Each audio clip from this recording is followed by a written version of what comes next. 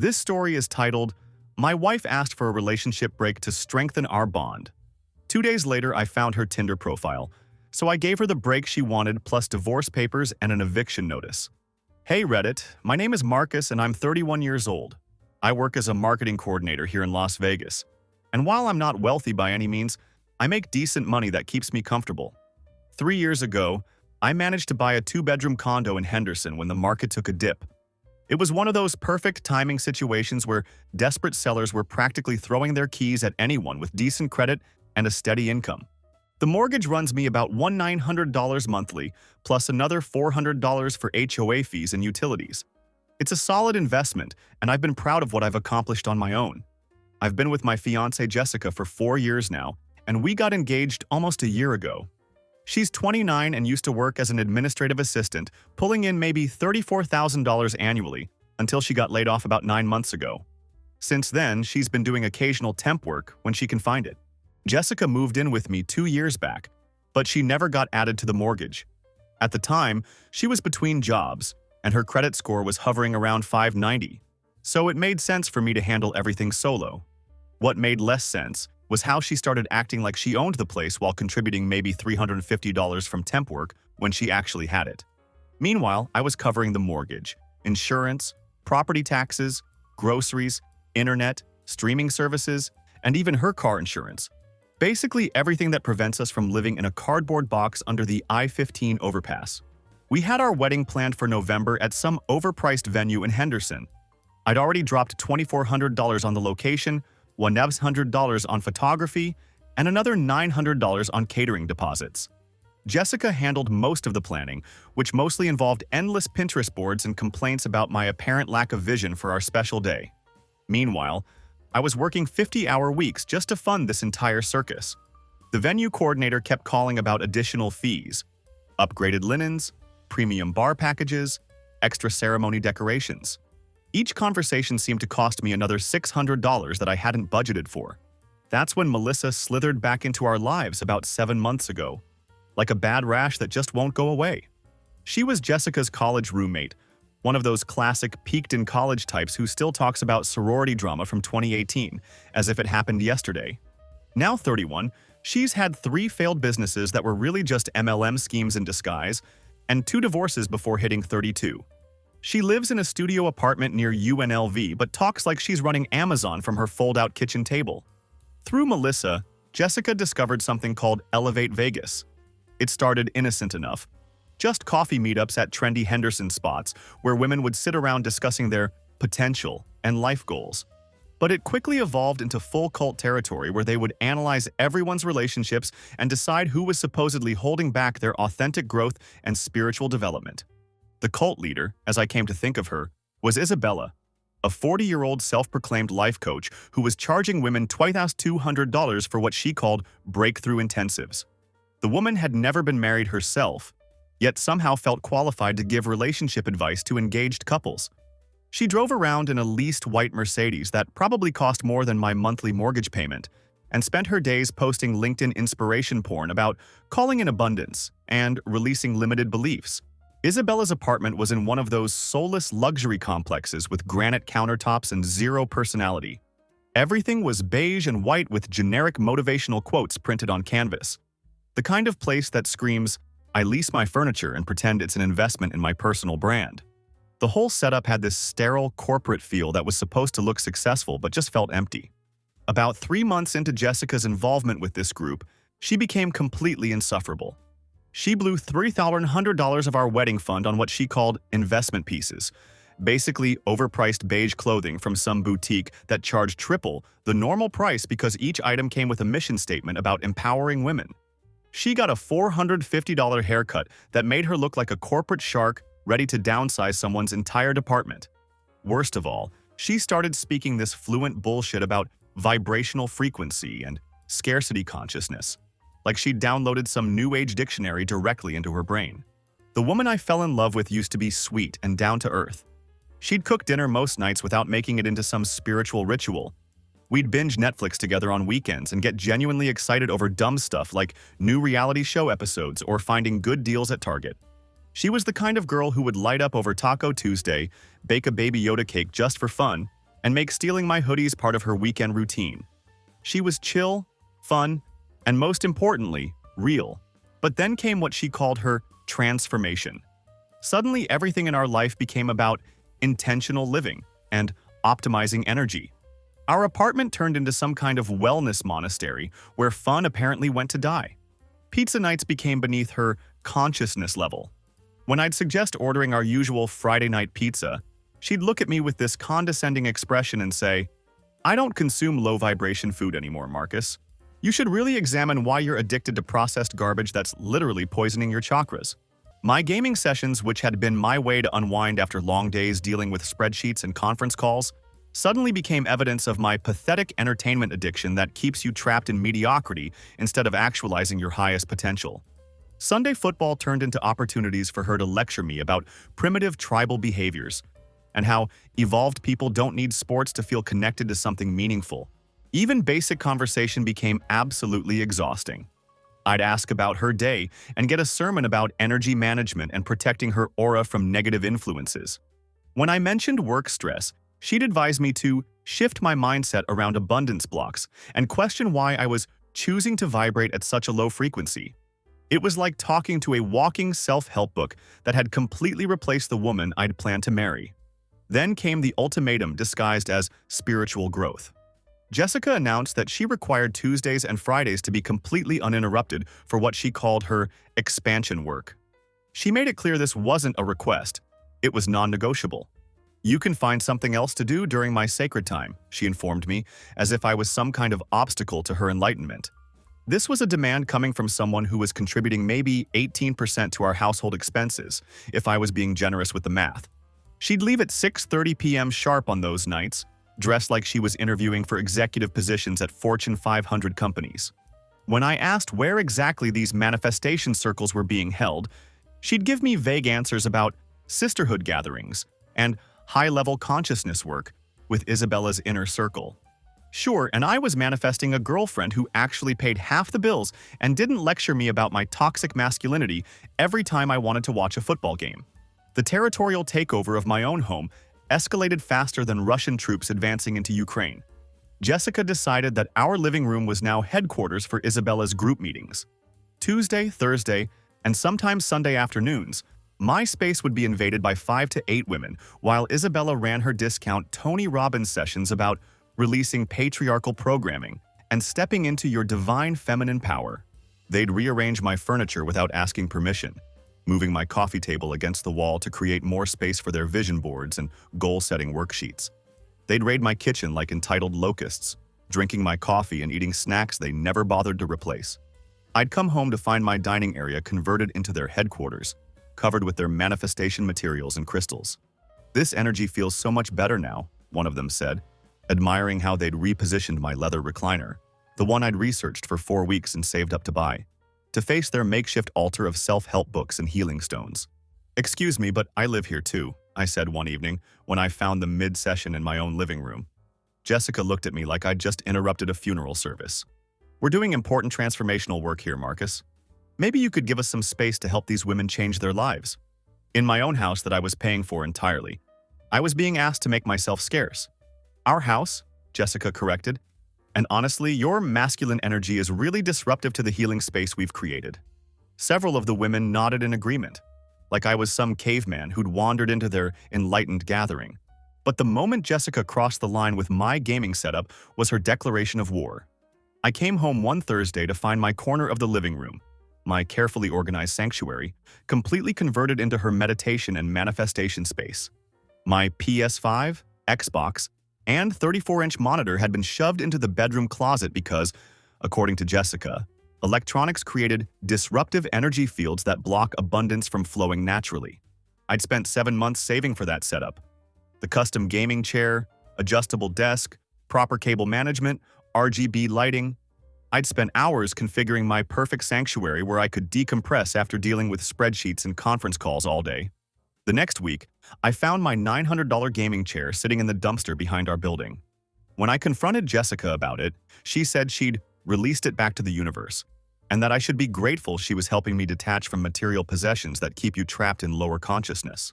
"Where's my chair, Jessica?" I demanded, my patience finally reaching its breaking point. I released it back to the universe, she replied with that serene, condescending tone she'd perfected. You should be grateful I'm helping you detach from material possessions that keep you trapped in lower consciousness. You threw away my stuff without asking. I don't need permission to cleanse our space of toxic energy. That chair was literally blocking your spiritual growth. That's when 4 years of walking on eggshells officially ended. That was my chair in my house that I pay for entirely. She rolled her eyes like I was having a toddler tantrum. This aggressive masculine energy is really triggering right now. You're literally vibrating at such a low frequency, it's affecting my ability to manifest abundance.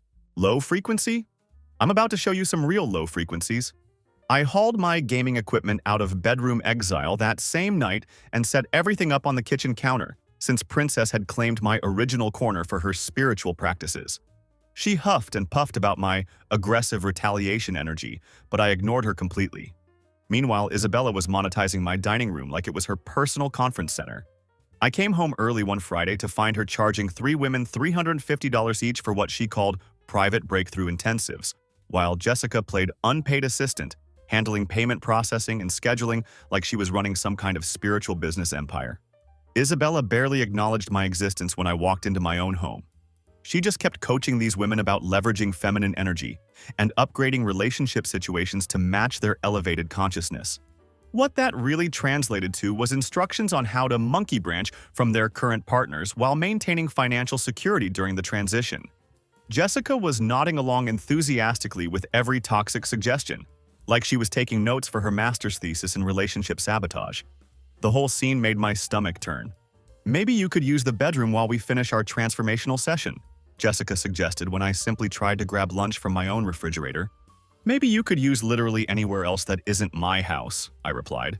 Isabella's perfectly sculpted eyebrows shot up, like I'd committed some unforgivable social crime. Jessica looked mortified by my audacity to exist in my own space. Good. Let them be uncomfortable for once. The situation with our internet became completely unbearable. Jessica was streaming Isabella's 9-hour empowerment sessions daily, burning through our data cap by the second week of every month. When I mentioned upgrading our plan to accommodate her usage, she got nasty fast. Maybe if you weren't so controlling about shared resources, you'd understand that my entrepreneurial development is more important than your little video games. I was paying $195 monthly so she could broadcast life advice to strangers while contributing absolutely nothing to household expenses. Her phone behavior went from casual to Fort Knox security practically overnight. She started taking mysterious bathroom calls that lasted 35 to 45 minutes, claiming Isabella needed emergency private consultations about breakthrough opportunities. She used to leave her phone anywhere around the apartment and didn't care if I saw her messages.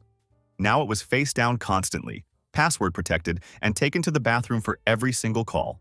Late one Tuesday night, I heard her in there using a voice she hadn't used with me in months. It was sweet, flirty, engaged. She was actually interested in whoever she was talking to. When she emerged after nearly an hour, I asked who she'd been talking to. Rachel from the group. Planning our vision boarding session tomorrow, she said dismissively. God, you're so suspicious lately. It's really unattractive energy. Rachel sounded surprisingly masculine for a 28-year-old lifestyle coach who supposedly specialized in feminine empowerment. But what did I know about spiritual transformation? I started paying closer attention to our joint checking account, and what I discovered made my stomach drop to the floor. Jessica had systematically blown nearly $300 on empowerment garbage over the past 4 months. There was $900 for Isabella's breakthrough transformation courses, $400 for private mentoring sessions, and another $700 for mysterious, high-level networking events that somehow required new outfits every single time. Our entire wedding fund had been torched to fuel someone else's business model. The itemized statements read like a scammer's dream come true. Elevate Vegas Workshop $350. VIP Sisterhood Experience $500. Manifestation Mastermind $250. It was all there in black and white. Months of my overtime hours converted into Isabella's Mercedes payments. When I confronted Jessica about the unauthorized spending from our joint account, her response was immediate and defensive. That's not spending, that's investing in our future empire. When my transformation business launches next year, you'll be begging to quit your boring job and be part of something meaningful. What business? You attend meetings and post inspirational quotes on Instagram. You wouldn't understand because your employee mindset can't grasp entrepreneurial vision. Some people are meant to build legacies while others just clock in and clock out. Around the same time, she stopped contributing her usual $350 monthly rent assistance. I need to preserve my financial resources for strategic opportunities, she explained. You make enough to handle the basic household stuff. The basics, apparently, included the mortgage, insurance, property taxes, utilities, groceries, and her car insurance. Everything that prevents civilized human existence. So I was funding her lifestyle transformation and her fantasy empire while she treated me like hired help who should be grateful for the privilege. I started noticing that Jessica would come home from her Tuesday and Friday sessions practically glowing with satisfaction. She'd immediately rush to shower like she needed to wash off evidence of something. But there was this unmistakable energy about her, the kind of satisfied glow that comes from more than just spiritual enlightenment. She'd hum while getting ready for these events, putting more effort into her appearance than she had for our own dates in months. New lingerie started appearing in our laundry, expensive stuff that I definitely hadn't bought. I noticed it still had tags when I spotted it drying on the bathroom door one morning. When I asked Jessica about it, she claimed it was part of her self-investment and honoring her divine feminine energy. Right? Because nothing says spiritual growth like Victoria's Secret. Another manifestation circle tonight? I asked one Tuesday evening as she applied makeup like she was going to prom. It's called personal development, Marcus. Maybe you should try investing in yourself instead of judging what you don't understand. For someone attending spiritual growth sessions, she sure was dressing like she had dinner reservations at the Bellagio. But according to her, I was just too spiritually limited to understand the connection between designer dresses and chakra alignment. Her phone behavior became absolutely paranoid. She started taking every single call outside, claiming Isabella needed emergency breakthrough consultations at all hours of the day and night. One night around 11 p.m., I heard her in the bathroom again, talking in that sweet, engaged voice that had become a stranger to our relationship. I know, right? It's so refreshing connecting with someone who actually gets it and supports my growth, I heard through the door. Tuesday works perfectly for me. I honestly can't wait to see you again. When she emerged after nearly an hour, I asked who she'd been talking to. Rachel, planning our group vision boarding session for tomorrow, she said with obvious irritation. Seriously, your insecurity is getting really pathetic. Rachel's voice had definitely been deeper than mine, which seemed unusual for a female lifestyle coach specializing in feminine energy work. But what did I know about the spiritual transformation business? Around this time, I started second-guessing myself completely. Maybe I really was the problem holding her back from reaching her full potential. Maybe my limited consciousness and scarcity mindset were preventing her from becoming the woman she was meant to be. Maybe she genuinely was evolving into something better and more enlightened, while I stayed stuck in my toxic masculine patterns and emotional limitations. I decided to try supporting her transformation journey for 3 weeks. I asked interested questions about her sessions, encouraged her goals, and even suggested couples counseling to work on my apparent emotional limitations and resistance to growth. Finally, she said with obvious relief, I've been waiting months for you to acknowledge your problems and commit to personal development. That's when the universe handed me perfect clarity wrapped in a notification sound. I was using the bathroom one evening when her phone lit up on the counter with a series of notifications. New match on Bumble. Brad sent you a message. Hey gorgeous, free tomorrow night? Your daily matches are ready to browse. My engaged fiancé was actively shopping for replacements while wearing the $4,200 engagement ring that had cost me 3 months of overtime. She was dating other men in the same apartment I paid for entirely, wearing clothes I'd bought, eating food I provided, all while planning a future I'd been killing myself financially to fund. 4 years together, a wedding I was working myself to death to afford, a future I'd been planning and saving for, and she was monkey branching while calling me insecure and pathetic. Her active conversations were right there on the screen for me to see. Multiple guys messaging her, with responses like, looking for something real with someone who appreciates growth and ambition. Her profile photos had been taken in our bedroom, wearing outfits I'd paid for. The messages went back weeks, dinner plans, coffee dates, late-night conversations about how her current relationship was supposedly holding her back from her true potential. One of the guys she was messaging was named Brad. I didn't know him personally, but it turns out he used to work 2 cubicles over from my buddy Chris. During a casual lunch conversation, Chris mentioned seeing Jessica's profile, looking uncomfortable as he brought it up. Your fiancé's on Bumble, right? He asked, already knowing something was wrong. Apparently, Brad had matched with her a few weeks ago. Jessica told him she was technically living with someone, but that it was basically over and she was in a transition phase. Brad didn't pursue it because he said something felt off about the whole situation, but he'd mentioned it to Chris. This wasn't just flirtation or ego boosts from dating apps. She had actual exit strategies lined up and was planning her replacement while still eating the groceries I paid for. One particularly charming exchange I saw read, "My fiancé is so threatened by my success that he can't even support basic personal development. I'm ready for a real man who celebrates strong women instead of trying to control them." Another winner. "Tuesday and Friday nights are perfect for me. He thinks I'm at spiritual meetings, lol." The decision crystallized instantly in my mind.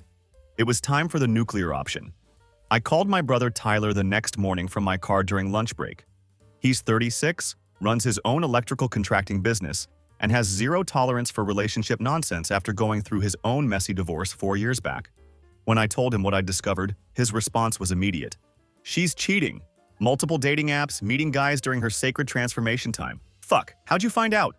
"Saw her phone notifications, active conversations, meetup plans, the whole thing." "Damn, Marcus, what's the play here?" Scorched earth.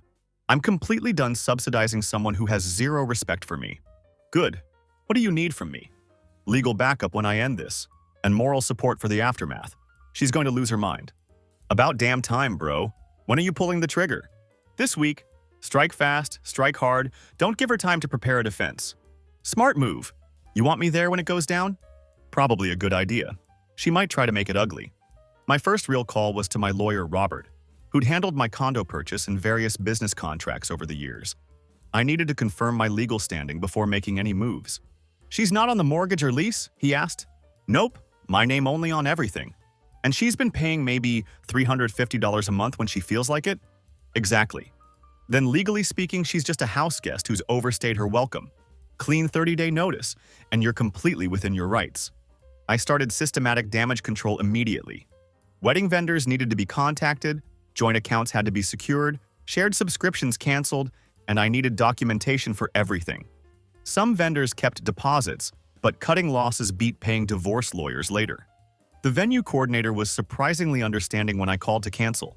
"Happens more than you'd think," she said. "We'll credit what we can toward cancellation fees." Jessica had zero clue what was brewing. She was too wrapped up in her transformation journey to notice me working from home more often, making strategic phone calls, organizing financial paperwork, and consulting with legal and financial advisors. She was completely oblivious to the storm that was about to hit. Wednesday evening, she performed her usual pre-date ritual, spending 2 hours getting ready for what she called her manifestation workshop with Isabella's group.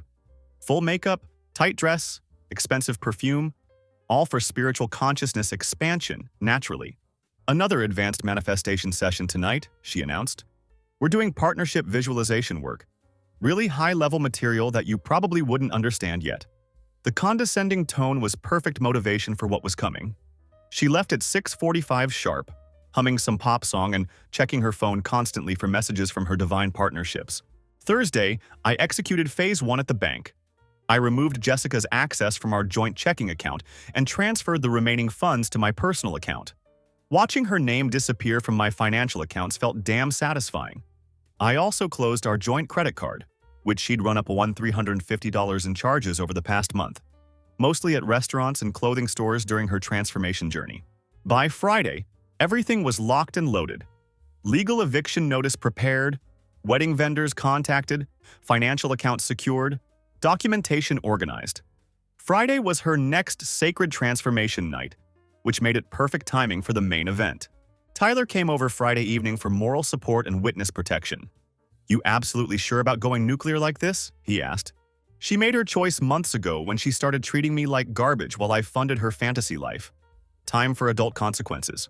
"Good for you, man. She's been walking all over you for way too long. Time to remind everyone whose house this actually is." Friday evening, Jessica performed her weekend ritual with even more care than usual. Extended shower, careful hairstyling, professional makeup application, and a new dress I'd never seen before but had somehow appeared in our closet. I asked her about it casually. "Another high-level manifestation circle with the sisterhood," she explained. "They're doing divine partnership calling tonight. Isabella said I'm finally ready for the advanced curriculum after all my breakthrough work." The irony was absolutely beautiful. She was literally calling in divine partnerships while wearing my engagement ring and clothes I'd purchased, all in preparation for meeting men she'd found on dating apps. She practically floated out the door at 6:45, radiating excitement for her spiritual development session. At 11:35 p.m., I heard the key turn in the lock. Jessica walked in practically glowing with satisfaction, immediately checking her phone for messages from her evening's divine partnerships. Her hair was slightly messed up. Her makeup had been touched up in what was obviously a car mirror, and she had that satisfied expression women get after a particularly good date. "How was the manifestation session with Isabella's group?" I asked casually. "Incredible breakthrough tonight. I'm completely clear now about what I deserve in relationships and what energy has been holding me back from my highest good." Funny you should mention deserving things and breakthrough clarity. I handed her the manila envelope with official legal letterhead and proper formatting. Everything Robert had recommended for maximum psychological impact. She scanned the contents of the envelope, her facial expression shifting from confused to concerned to full panic mode in the span of about 30 seconds. "Marcus, what the hell is this supposed to be? 30-day eviction notice. You have exactly 1 month to find alternative living arrangements. This is completely insane. You can't just kick me out of our home. My name's on the mortgage. You contribute maybe 12% to actual expenses. Legally speaking, you're a house guest whose welcome officially expired. But we're engaged to be married in November." We were engaged. I canceled the wedding yesterday morning. All vendors have been notified. I paused for effect. "Oh, and I'll need my grandmother's ring back immediately." She instinctively clutched her left hand protectively, like she was guarding the last piece of her crumbling fantasy. "Marcus, please, we need to talk about this. The ring, right now." She slowly twisted it off her finger like she was removing part of her identity. $4,200 worth of diamond and platinum sat in my palm like concentrated vindication. 3 months of overtime hours finally returning to where they belonged. That's when the spiritual transformation mask fell off completely, revealing pure entitlement and rage underneath. "You can't do this to me. I've invested 4 years of my life in this relationship, and I've invested about $65,000 in actual money. Time to cut losses and move forward separately. This is about the empowerment group, isn't it? You're threatened because I'm finally growing beyond your emotional limitations. Actually, it's about Brad from Bumble and Jake from Hinge, and whatever other divine partnerships you've been manifesting during your sacred Tuesday and Friday transformation sessions." Her face drained of color like someone had pulled a plug. For the first time in months, Jessica was completely speechless. Her righteous indignation vanished instantly, replaced by that deer-in-headlights look you only get when someone realizes they just blew their last lifeline. "I can explain that," she stammered. "No need. Your messages were pretty self-explanatory. Looking for a real man who appreciates strong women while wearing the ring I bought and planning your exit strategy." She tried to formulate some explanation, but we both knew there wasn't one that would matter at this point. The evidence was overwhelming, and her credibility was shot. Monday morning brought what I can only describe as the feminist cavalry. Multiple car doors slammed outside around 10:15 a.m. Isabella's white Mercedes, Melissa's beat-up Honda Civic, and another vehicle I didn't recognize. 4 women marched toward my front door like an intervention squad, mobilizing for psychological warfare. They didn't bother knocking. Jessica used her key and led them into my living room like they owned the place and were conducting an emergency board meeting to save their fallen sister. "We need to address this situation immediately," Isabella announced, settling into my leather recliner like she was chairing a corporate takeover meeting. "Get the hell out of my house. Jessica has established legal rights here. What you're doing constitutes housing discrimination and financial abuse. We're here to advocate for her protection." Tyler, who'd been expecting this exact circus, emerged from the kitchen with a huge grin spreading across his face. "Oh, perfect. The empowerment squad showed up right on schedule. This should be absolutely entertaining." Melissa jumped in with full Karen energy mode activated. "You can't just discard her like garbage because she's outgrown your insecurities and emotional limitations." Tyler started laughing. "Outgrown what, lady? She's been freeloading here for months while playing make-believe entrepreneur with stolen money." "This conversation is between us and Marcus," Isabella said dismissively, trying to regain control of the situation. "Actually, it's between Marcus and his non-rent-paying house guest. You 3 are just trespassing on private property." That's when I decided it was time to deploy the nuclear option I'd been preparing all weekend. I pulled out the thick folder I'd been compiling since Thursday evening. Research, documentation, public records, financial statements, everything I could legally obtain about Isabella's operation. Since we're discussing legal issues and rights, Let's talk about your business practices, Isabella. I spread the documents across my coffee table like a prosecutor presenting evidence to a jury. Isabella's confident expression started cracking like thin ice under pressure. Isabella Chen, also known as Isabella Navarro, when it's more convenient for business purposes, filed Chapter 7 bankruptcy 16 months ago after accumulating over $85,000 in business debts. Isabella's confident expression started cracking like thin ice under pressure as I continued reading from the documents. 3 outstanding judgments for unpaid business loans and vendor bills, totaling $26,000, currently being garnished at your day job. Yes, the medical billing company downtown where you process insurance claims 40 hours a week. Tyler whistled appreciatively. Day job? I thought she was a successful entrepreneur. Then there's Elevate Vegas LLC, an unregistered business entity operating without proper licensing, reported to the FTC for pyramid scheme activities by 9 different women over the past 20 months. The room went completely silent except for the sound of papers rustling as I laid out more evidence. Bank records, complaint forms, legal documents, everything painted a picture of systematic fraud.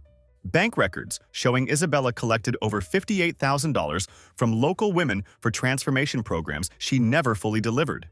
2 active fraud investigations in Tucson, a cease and desist order from her former business partner in California. I looked up at the increasingly pale faces around my coffee table. I even ran it all by my buddy Ryan, who's a compliance officer at a finance firm. He skimmed through everything and said, "Bro, this is a textbook scam. If she's not indicted this year, I'll eat my badge." Jessica looked like she might vomit on my carpet. The $2,200 she'd invested, our wedding money, had gone straight into Isabella's Mercedes lease payment and rent. It was all documented right there in the bankruptcy filing under business expenses. But here's my personal favorite discovery, I continued, turning to Melissa with a predatory smile. Melissa, thank you for being such a loyal, supportive friend to Jessica during her transformation journey. Melissa's face went nuclear red, sensing incoming artillery, especially when you were using Jessica's dating profiles to set up your own hookups with her matches. Tyler burst out laughing. Holy shit, Marcus. Her own friend was stealing her dates? That's right. My coworker Brad showed me the screenshots last week. You've been catfishing as Jessica, using her photos to arrange group meetups and threesome situations with guys she matched with. Jessica spun around to stare at Melissa in absolute horror and betrayal. The sisterhood was imploding faster than I could have hoped. Wait, there's more, I said, enjoying every second of this revelation. Jasmine, I love that social media strategist title on your LinkedIn. Really impressive credentials for someone collecting unemployment benefits after getting fired for embezzling from their last employer. Jasmine started backing toward the door like she was planning an escape route. Here's what actually happened, Jessica, I said, looking directly at her with complete clarity. Isabella runs a classic MLM recruitment scam, specifically targeting women going through life transitions. She systematically isolates them from existing support systems, fills their heads with grandiose fantasies about entrepreneurial success, then drains them financially while programming them to view stable partners as obstacles to growth. I let that sink in for a moment before continuing. She coached you to see me as the enemy holding you back, so you'd become more dependent on her guidance. She encouraged the dating apps so you'd have exit strategies ready when I inevitably discovered what was happening. She was setting you up to leave this relationship while maximizing what you could extract financially first. The empowerment group immediately started imploding like a controlled demolition. Melissa and Jessica were arguing loudly about the catfishing betrayal. Isabella was edging toward the door, and Jasmine was frantically deleting social media apps from her phone like evidence of a crime. Time's up, ladies, Tyler announced cheerfully. Exits are right behind you. They scattered like roaches when fluorescent lights suddenly illuminate a dark kitchen. Isabella practically sprinted to her Mercedes. Melissa and Jasmine weren't far behind, and the whole empowerment empire crumbled in the span of about 10 minutes. Jessica lingered at the threshold, looking completely broken and lost. Marcus, I swear I didn't know about most of this manipulation stuff. You knew you were cheating on me every Tuesday and Friday for months. You knew you were lying directly to my face while I paid for everything. You knew you were spending my money without permission on someone else's business. That knowledge was sufficient. But if I was being manipulated and taken advantage of, you were a grown adult who chose to treat me like garbage while I funded your entire lifestyle. Own your choices instead of playing victim. She tried to mount some defense, then realized she had absolutely nothing left to work with. The door closed with the most satisfying click I'd heard in months. Tyler grinned like he'd just watched his favorite team win the Super Bowl. Damn, bro, that was absolutely surgical precision. You just dismantled an entire criminal enterprise. It felt incredible. So what happens now? Now I enjoy the peace and quiet. 4 weeks after the great feminist exodus, my life had transformed into everything it should have been all along. Isabella disappeared completely when her fraud investigation went federal. It turns out multiple agencies across 3 states had been building cases against her operation for months. She's now looking at serious federal prison time for wire fraud, tax evasion, and operating an unlicensed investment scheme. Her precious white Mercedes got repossessed. The apartment complex evicted her for non-payment, and the last anyone heard, she was back living with her parents in California while facing multiple civil lawsuits from former clients demanding restitution. Melissa moved back in with her second ex-husband, which apparently is her standard cyclical pattern, according to Tyler's girlfriend, who knows all the neighborhood gossip. The ex-husband calls it the empowerment cycle. She joins some self-help group, systematically destroys her current life situation, then comes crawling back when reality crashes down on her head like a ton of bricks. But Jessica's spectacular downward spiral provided the real entertainment value over the following weeks. It started with increasingly desperate voicemails about being manipulated and needing help processing her trauma from the whole Isabella situation. I blocked her number after the 6th sob story about how she was supposedly the real victim in all of this. Then, mutual friends started reporting Jessica's sightings around town. She was staying at an extended stay motel near the airport, waiting tables at Denny's during graveyard shifts, and systematically asking everyone for small loans that kept becoming larger loans as her situation deteriorated. Her parents finally cut her off financially after she tried to blame them for not teaching her better relationship skills. Apparently, decades of enabling their adult daughter had reached its natural conclusion. Meanwhile, I was living like an absolute king in my own domain. I got my gaming setup back with some serious upgrades, a new ultra-wide curved monitor, premium mechanical keyboard, and a high-end gaming chair with proper lumbar support. Tyler helped me mount everything perfectly with professional cable management, and my sanctuary was better than ever. The work promotion I'd been grinding toward came through ahead of schedule. All those overtime hours while Jessica was finding herself had been noticed by senior management. I landed a senior account manager position with a $13,500 annual raise, better benefits package, and stock options. Turns out, not having someone constantly undermining my work ethic and career focus had immediate benefits. The financial windfall was absolutely incredible. Between the canceled wedding deposits, Jessica's sudden absence from my monthly expenses, selling her engagement ring for $3,800, and eliminating all her unauthorized spending, I was suddenly about $38,000 ahead financially. No more funding fantasy businesses, no more splitting costs with dead weight, no more surprise credit card charges for spiritual transformation programs. I started hanging with my old crew again. Guys I'd been systematically neglecting while Jessica renovated my personality and social circle according to her enlightened standards.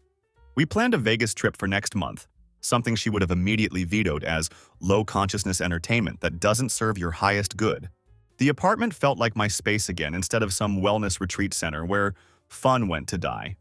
I arranged the furniture for comfort instead of energy flow, stocked the refrigerator with normal food, and watched sports on TV without running commentary about societal conditioning and primitive tribal behaviors. Tyler came over last weekend with fresh intelligence updates about the aftermath. Isabella's officially looking at federal charges now. Wire fraud, tax evasion, the whole package. And Melissa? Her 3rd divorce is getting nasty. Her husband found Jessica's dating profiles on her phone with evidence of the catfishing scheme. And what about Jessica herself? She's been systematically calling everyone we know, begging for money and a place to stay. Lost the motel room last week. She's officially living in her car now. Sounds like a personal problem she needs to solve independently. Gets even better, Tyler continued with obvious amusement.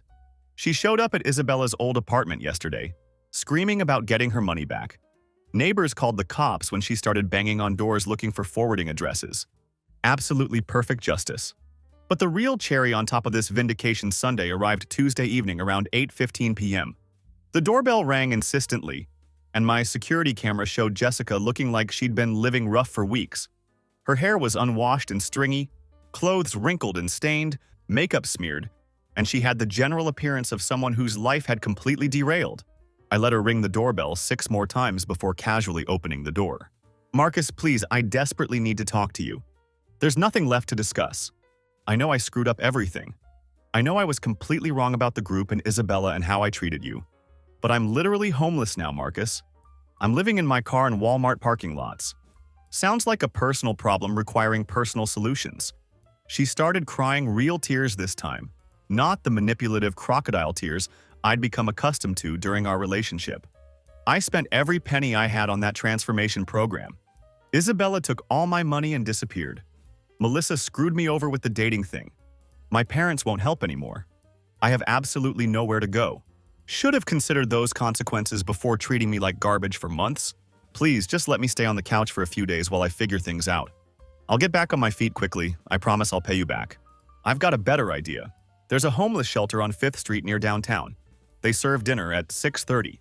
Marcus, please, I'll do absolutely anything. I've learned my lesson. Anything? Here's exactly what you're going to do. You're going to walk away from my door right now and never come back. You're going to figure out your own problems like the strong, independent woman you claim to be during your transformation. But I love you. I made terrible mistakes, but I genuinely love you. You loved my paycheck. You loved my house providing you free housing. You never actually loved me as a person. She kept desperately begging, offering to completely change, promising to be different, swearing she'd learned valuable lessons about relationships and what really mattered. Jessica claimed she had 4 solid years to appreciate what she had here, but she consciously chose to throw it all away for some fantasy lifestyle and side relationships. These are simply the natural consequences of your adult decisions, I told her firmly. I closed the door while she was still talking and making increasingly desperate promises. Through the security camera, I watched her stand there for another 12 minutes, probably hoping I'd cave like I had during previous arguments when she'd worn me down with persistence and guilt trips. When I didn't respond or reappear, she finally walked away toward her car, defeated and broken. I haven't seen or heard from her since that pathetic display of desperation. I heard through mutual friends that she eventually moved back in with her parents in Colorado. She's working retail at Target now, pulling down maybe $13 an hour while folding clothes and dealing with customers. Her social media is filled with bitter rants about how emotionally unavailable men can't handle strong women who know their worth. Yeah, real strong. Living with mommy and daddy at 29 while working minimum wage retail because you destroyed your own life chasing fantasy empowerment schemes. Meanwhile, I'm sitting in my clean, organized, peaceful condo with a career promotion, substantially improved finances, and complete clarity about what I want in future relationships. My gaming setup is better than ever. My social life has returned to normal. And I'm not walking on eggshells around someone who treats me like a walking ATM while lecturing me about my spiritual limitations. The best revenge isn't elaborate schemes or dramatic confrontations. It's simply refusing to subsidize people who fundamentally don't respect you, then thriving spectacularly while they face unfiltered reality. Jessica learned that lesson the hardest possible way. Sometimes you don't take out the trash. You just stop paying for it to stick around and make your life miserable. TLDR. My fiancé got involved with a cult-like empowerment group, stopped contributing financially while draining our wedding fund for their programs, started cheating via dating apps during her spiritual sessions, and treated me like garbage while I funded her entire lifestyle.